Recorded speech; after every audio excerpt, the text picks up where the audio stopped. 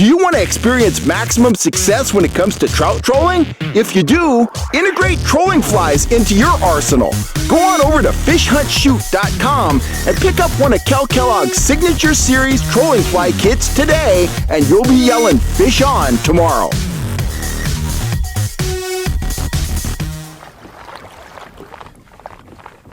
Ooh, fish on. Fish on, baby. Woohoo! Right. That fish was 12 feet deep on a tui chub pattern fly. It's going through some heavy weeds there. I was almost ready to pull my stuff in. Glad I didn't. I sped up and kind of raised the line out of the weeds. Water's 18 feet deep, but I can see big spikes of weeds coming up.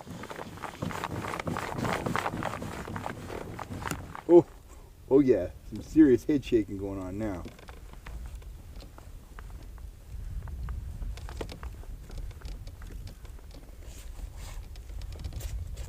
Oh yeah, power diving everywhere. Oh yeah, oh yeah. Oh, I love it. Oh, that's a nice fish.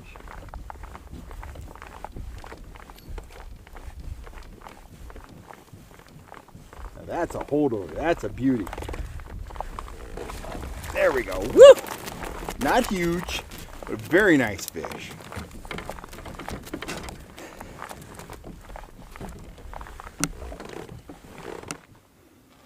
Yeah, beautiful fish. What a dandy rainbow.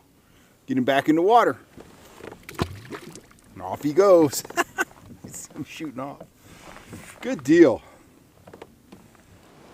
That trout was, skulking around in the weeds, probably eating some kind of insects, saw that fly above his head, and he just had to run up there and take a shot at it, and he ended up on the end of my line.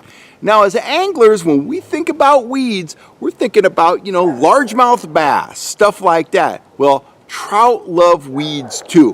Whether you're fishing in a trout stream or in a lake, if you find an area that holds, weeds, there will be trout in those weeds. I used to drift dry flies over weed beds in little tiny creeks in the Sierra, where the water was only, 8 inches deep.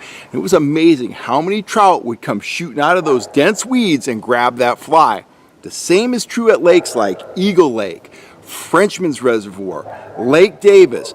If you can find weeds where there's a margin of open water above the weeds, between the surface and the top of the weeds, troll in that zone. Trout are drawn to weeds just like any other fish. Why? Few reasons. One, there's food in those weeds. That's where little stuff hides to keep from getting eaten by big stuff. Two, there's cover there. Trout don't want to get eaten either. They feel safe when they're in them weeds, when they're in there swimming around in those weeds. They feel like they can't be seen. They know they're not going to be eaten by another predator, and they feel like, they can sneak around and they can feed, they can grab stuff. They can just come shooting out of there and grab a minnow, grab a bug, stuff like that.